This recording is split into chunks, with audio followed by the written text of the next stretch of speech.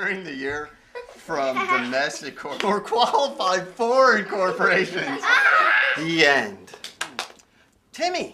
I was thinking I'd take code section 179 depreciation on my bicycle. Is that smart?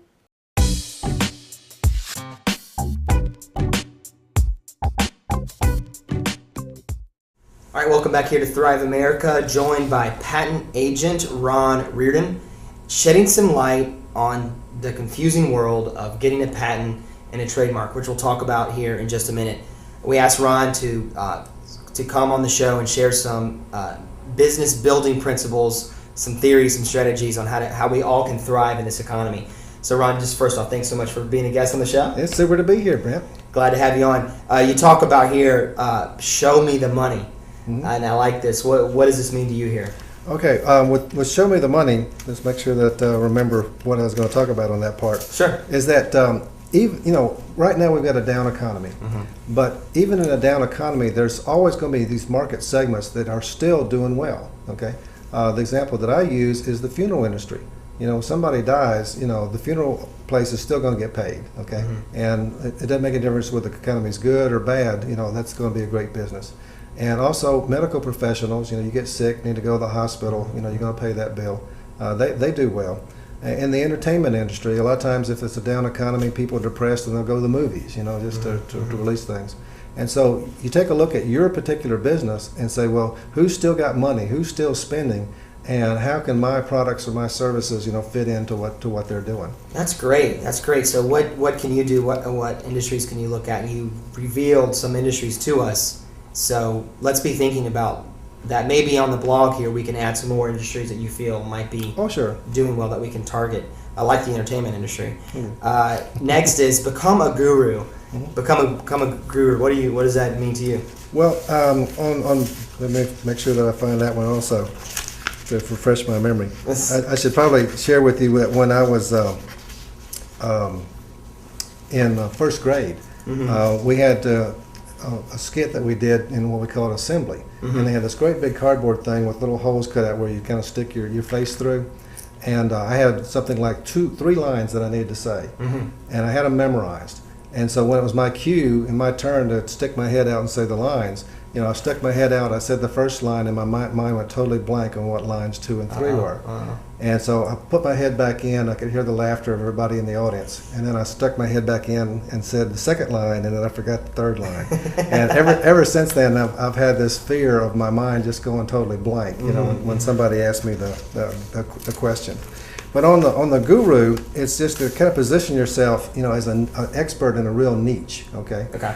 And one of the things that I've discovered is that if you could become an author, okay, then people take the word author and authority, and it says, well, if you've written something, written a book, then you must be an expert in that area, okay?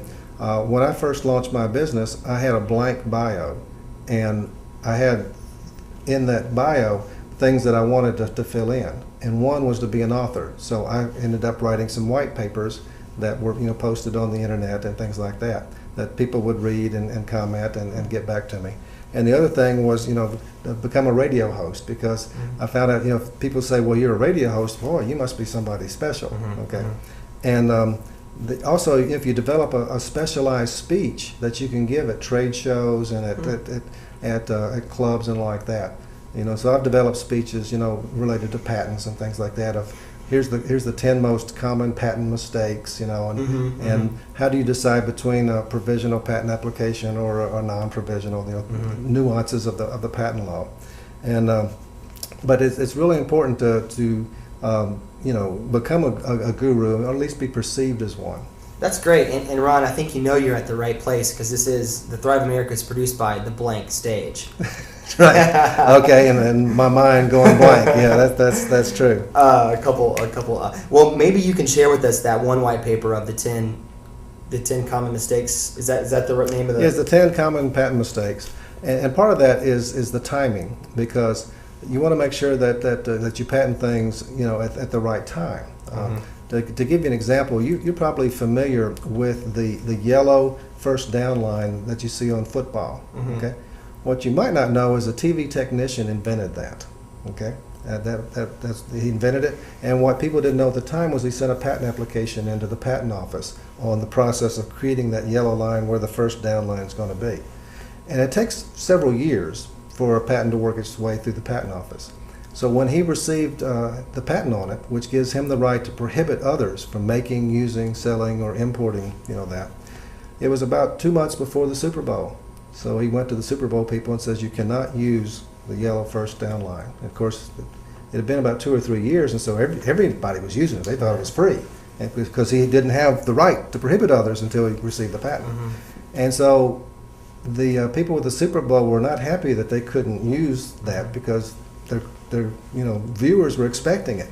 And I never heard how much money they gave him, but I know they paid him, and he's not a TV technician anymore. That is great. But his timing was perfect. What a great little story about that. And I have a sense that you have a lot of great little stories. You should definitely write a book or definitely share some of those stories with us on the blog. Okay.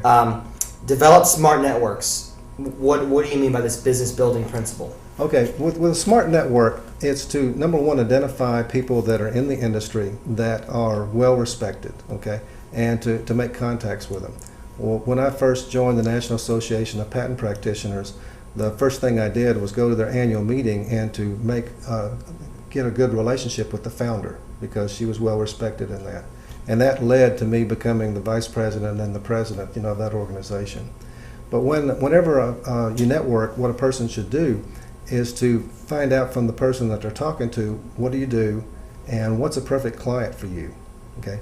And to ask them for their business card and write on the back of it, this is what a perfect client is for this person. And then in your contacts, when you meet somebody like that, to send, refer that client to them. What a great piece of advice. So hopefully you've been listening very carefully to Ron's input and advice and theories and strategies to help you thrive in this economy. Ron, we're gonna bring you back. We're gonna dive into your world a little bit. I have a lot of questions for you about developing a patent. I'm sure a lot of people may have that were watching this show, and we're gonna bring you right back and ask you some more questions about what you do. Sounds good, Brett. All right, thanks.